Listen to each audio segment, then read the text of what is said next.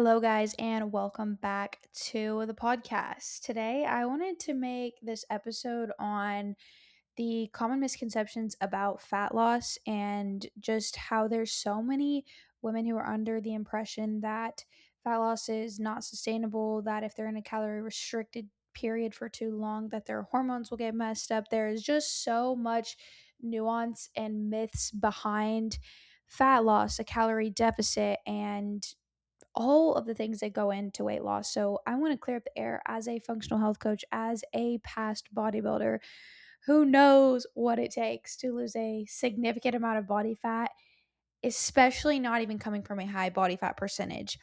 Now, let me just preface right now, I am currently striving to lose about 10 to 15 pounds. I've lost 9 pounds. I think I've got about 5 to 6 more to go, is kind of my goal. And I already started at a lower body fat percentage. I I haven't got a DEXA scan, but my goal is to get a DEXA scan. But just from looking at me, you can see that I'm already not a person that has a ton of fat to lose. If it was just the average eye, the typical eye looking at it now from my own standpoint, I would be like, oh my gosh, I have a lot of fat to lose, but I don't. And so, therefore, me going into a calorie deficit is I'm probably going to have to go into more of a deeper deficit than somebody who has way more fat to lose because they already have so much energy stored in their body through fat, if that makes sense. So, say the more overweight you are, you're going to have more energy stores to tap into, meaning you can eat probably more than you think and lose fat. Or if you've been in a dieting phase for so long, your body now adapts to that baseline metabolism. For example, say I am I start my calorie deficit at 1900 calories. Okay, cool. I lose a couple pounds, then I plateau. All right, I bring them down to 1800 calories. Cool. I lose a couple pounds, plateau again. Bring them down to 1700, lose some more, plateau. You get what I'm saying. The more that you lose, the more that your body's going to adapt because this is your new baseline. You have less mass on you, therefore, less energy stores. And so, this is why you should not be dieting all of the time. This is why you do need to have structured phases where you are in a maintenance phase and not just in a calorie deficit. And I see so many women crash diet way too hard. This is why I have women that who work with me in Areva Wellness who we do a year because, and most people they stay with me for 2 3 years more than that because they do know that it goes in phases, especially for the women who do have 50 to 100 pounds to lose. What were to happen if I brought their calories down all the way to 1200? What happens is they would plateau, and it would either be they need to take a diet break and go back up to maintenance. In May, yes, you may gain a couple pounds, but you're not going to gain all that weight back. And so it is important to know that if you do want to lose weight, you are going to have to take things in phases. You are going to have to bring your calories back up for a period of time so that you don't have to dig yourself into a deeper hole. That's when the thyroid issues, when we see hypothyroidism, that's when that starts coming to play. That's when we start to see decline in estrogen and progesterone. I've seen this in myself just from doing low carb diets. My estrogen has plummeted significantly. Your testosterone goes down, your libido comes down. And so this is why it is very important that you do take fat loss through cycles and that you do get into a maintenance phase. I always say that maintenance is the goal. You should not be strictly in a calorie deficit all the time. And this is why it's important to understand these things. And so, for one, either get a coach, or for two, listen to this, take the knowledge, and apply it. But I highly, highly recommend if you're somebody that does want to maintain the weight loss, the fat loss that you are after, that you actually find somebody that can help you and then help you maintain it and then send you off so that you can spread your wings and fly away. But I do think some of the other misconceptions about fat loss is that, for one, like I said, if you are in a calorie deficit, that you're going to just mess up all your hormones. That is completely not true. I've been in a calorie deficit for 3.5 months now, getting going on to 4 months. I can't believe it's been February, March, April, and then now we're in May. So 3.5 months of me being in a structured deficit, I've still had my period. I've still had libido. Like my sleep has been okay. Like just because you are in a calorie deficit doesn't mean that this is going to mess your hormones up, mess your digestion up. Now, if I were to be eating like 1,000 calories a day, probably, but I have yet to go under 1,500 calories. My carbs have stayed at 150 grams, my protein at 120, and my fats right now are at 60. So I do not like to go under 50 grams of fat, especially for women, because we do need that for our hormone health. And really, recently, I've liked to keep carbs a little bit higher and protein a little bit lower. I just find that works best with me for my digestion. And I also seem to recover well from it. But keeping carbs in a moderate spot is going to help keep your thyroid healthy. I cannot explain the importance of eating carbs for your thyroid health. Way too many women are under eating carbohydrates, therefore slowing their thyroid down, therefore making them go into hypothyroid, and then making it harder for them to actually lose weight. That I love carbs. Carbs are great, but also remembering that the source, the type of the carbs are equally as important. This is why I opt for potatoes and rice and fruit and vegetables. And what are some other carb sources that I can think of? Those are like my main ones that I utilize because they make me feel the best. I try to stay away most of the time from bagels, breads, things like that, just because they don't leave me feeling my best. Maybe you feel fine with them, that's okay, but for me personally, they kind of give me low energy, and I do know that gluten can cause some GI issues, and so I do try to avoid that. Most of the time, am I like, "Oh, strict abstinence from gluten?" No. I will enjoy it occasionally and be fine and live and move on, and I'm still able to achieve my fat loss goals because of it. Same thing goes for dairy, right? Some people have intolerance to that. This is a whole nother topic, but and I'm just getting off topic. So just bring it back into the fat loss and what we're talking about here. But going back to just making sure that you have a set time where you are in maintenance. So, for example, like I have been dieting, quote unquote, for 3.5, almost 4 months now. I think I did take a bit of a diet break where I brought my calories back up to about 1,800 for 2 weeks because I did hit a plateau. So, since I'll have been dieting for about 16 weeks, the end of May or the beginning of June, probably about a month from now will be about 4 months total. Then I will kind of reassess, okay, how much did I lose? How much more am I wanting to lose? And then from there, I can either do a little bit more, go back up, do a diet break, bring my calories back up to maintenance for a bit, and then go back into a deficit. But staying in a deficit is not the goal. And that's why it's really important to have a coach to be able to guide you through coming out of a deficit, going into maintenance, and all of these things. I really think you should get in a calorie deficit and get out. And you're like, okay, but what happens whenever I do, increase my calories, go back up to maintenance?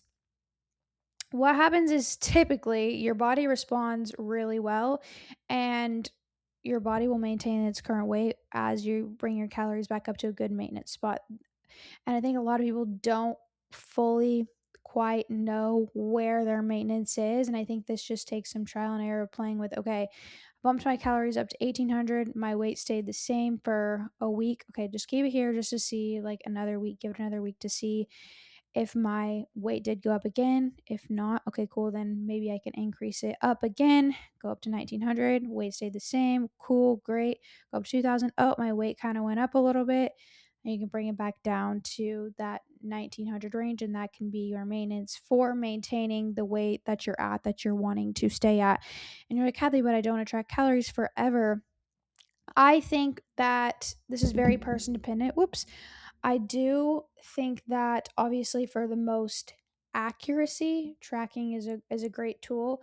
I think to wean yourself off of tracking is to be really conscious when you are tracking, when you are weighing your food, of like, okay, two big heaping scoops or spatula full. I was doing this today. Two big spatula fulls of beef was like 100 grams, around 100 grams, and then like four spoonful. I think it not four, maybe like 8 spoonfuls, big heaping tablespoonfuls, like 100 grams of rice. So just like really starting to be conscious of these things so that you can know when you do transition out of tracking, like how much you actually need to build a meal for it to be not too much, but not enough. And then also just understanding your hunger cues as well. I think this is a really big thing for transitioning out of a where you're tracking your calories all the time. I will say that tracking your calories and tracking your macros is going to be the most efficient, most effective, quickest way for you to lose weight.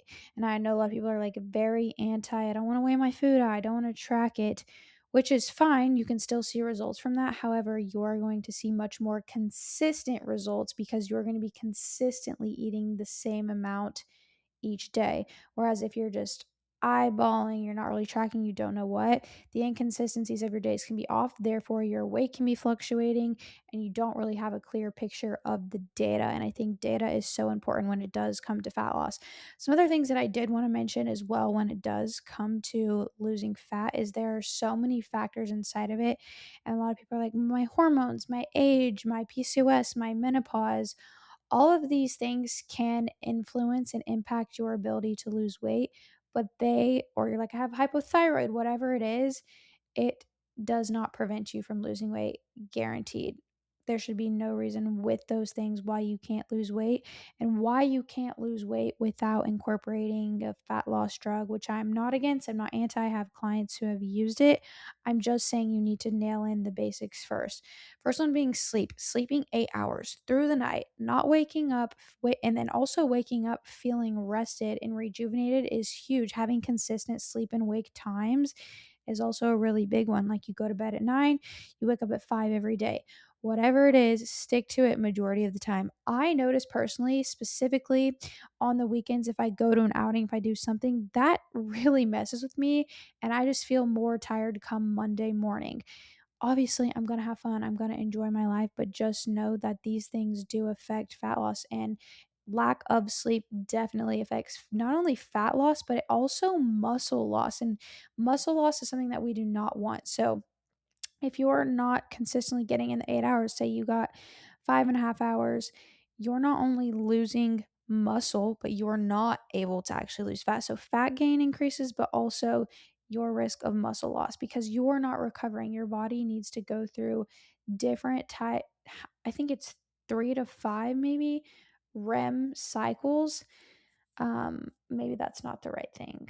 I'll have to look that up, but at least a couple different of like full deep sleep cycles in order, I think it's 3 minimum, in order for you to actually feel recovered. And this is why I don't have my Oura ring on. Oh yeah, I do. This is why wearing an Oura ring, I was charging it. That's why I said that. This is why an Oura ring is super beneficial and helpful for actually tracking your sleep and like your feelings or your readiness score, but also remember that it is super important to go off your feelings too of okay, do I feel rested? Because sometimes my ring will be like, oh, you're ready to go. And I'm like, I feel like I slept awful. And so being in tune with your body, but also having this to see like, okay, what kind of did my sleep pattern look like? What did my resting heart rate look like? My HRV, all of these things. The next thing is stress. Stress is huge. If you're constantly in a state of go, go, go, fight or flight, you never fully get into rest and digest, which, if you don't, I highly recommend 10 to 30 minutes every day of doing absolutely nothing. And you're like, Hadley, I don't even have that time. If you have time to scroll on your phone for 5 minutes, that is 5 minutes where you could be focusing on yourself. And I know it sounds crazy and I know it sounds woo woo, and you're like, Hadley, that doesn't work. It works. From a girl who is very high strung, go, go, go, on my phone, texting clients, marketing, all of these things, I personally feel worlds better whenever I am take time at least 10 minutes, 20 minutes to 30 minutes is on a good day for myself. And I do like a morning meditation of just laying in stillness, in silence. I think this is a big mover for a lot of people because we are so constantly overstimulated on our phone, never truly just being. And I think this is something that a lot of us actually need, and you don't realize how much that this can actually impact your fat loss more than you think. If you're stressed on the go, plus eating in a deficit, plus lack of sleep, plus da da da da, it's like it's just a recipe for disaster. And I'm not saying the conditions need to be perfect, but I am saying that you don't need to be working 80 hours a week. You don't need to be saying yes to every single little thing on the weekend and filling your calendar with things whenever really you just need to like take a nap on the couch. And I highly recommend taking a nap on the couch because I love a good nap. Whereas before I used to be like, oh, napping, like that's such a waste of time. Like I could be doing other things. And it's like if your body allows you to fall asleep on the couch, that's a good thing. Whereas before I was not able to do that. And so just some of the little things that you can do to like really make sure that you're pouring into your cup so that fat loss can actually happen for you.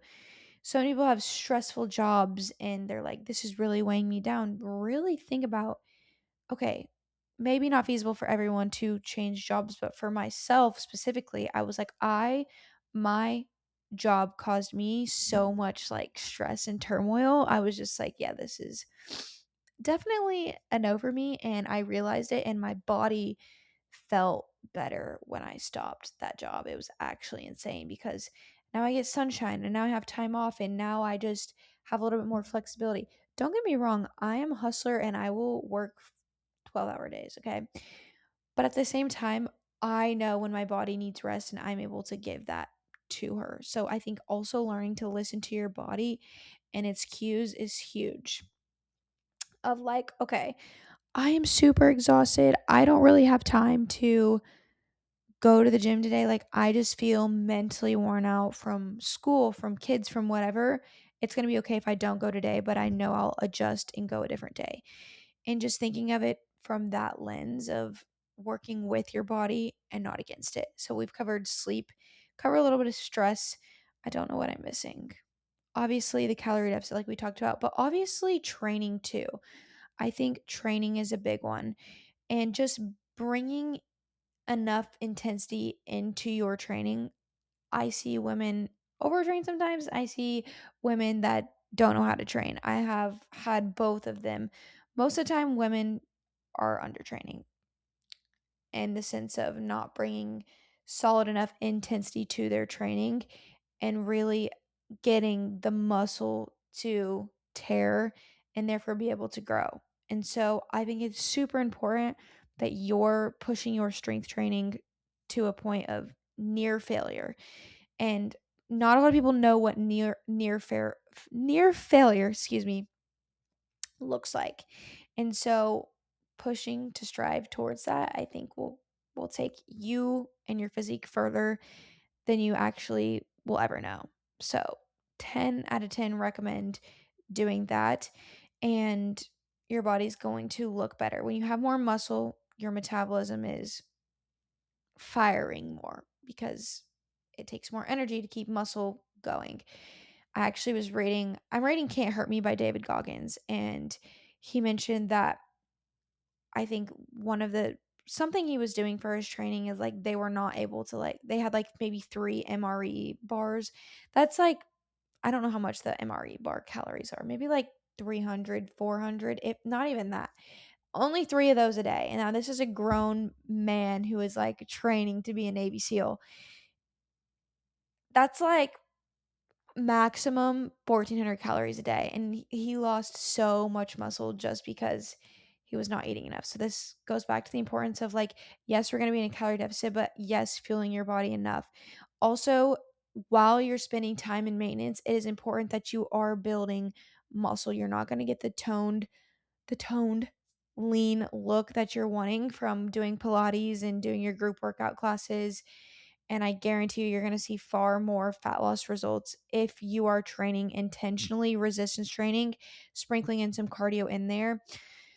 Personally, I like zone 2 cardio, especially for fat loss. This is like the optimal, I don't want to say optimal, but this is like the optimal spot for fat loss to happen is in zone 2. So this is typically between 120 and 140 beats per minute. It goes based off of your age, and then you basically take a percentage, your age and your weight. I'm pretty sure. I'm not quite sure what that is, but I just like to say aim for 120, and 140 is a pretty good spot. So let's just say 130 beats per minute, steady state. This is considered low intensity steady state or zone 2 cardio, sprinkling that in a couple days a week. If you have your 4 to 5 strength training days, 2 to 3 cardio days, there should be no reason why you're not reaching your fat loss goals alongside the calorie deficit, sleeping, the other things that I mentioned. The last one I want to touch on is the type of foods that you are intaking, because anybody can say, I track my macros, I hit my macros, but not everybody can say that the food that's filling their macros is whole, nutrient dense. And I really do believe that when you are fueling your body with these types of foods, your digestion's good, you recover better, you sleep better, you just feel better mentally, which makes the process so much easier. And you actually see results faster and you see better results because you're not inflamed from the excess consumption of ultra processed foods.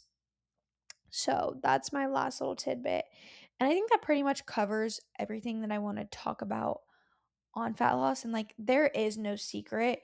If you look up, how do I lose fat? This is it. I think it's just the matter of actually applying it, because so many people want something magic to happen, something magical and quick, when in reality, it's like, nope, you're going to have to track your calories and weigh your food and go to the gym and actually prioritize your sleep instead of scrolling on TikTok all night.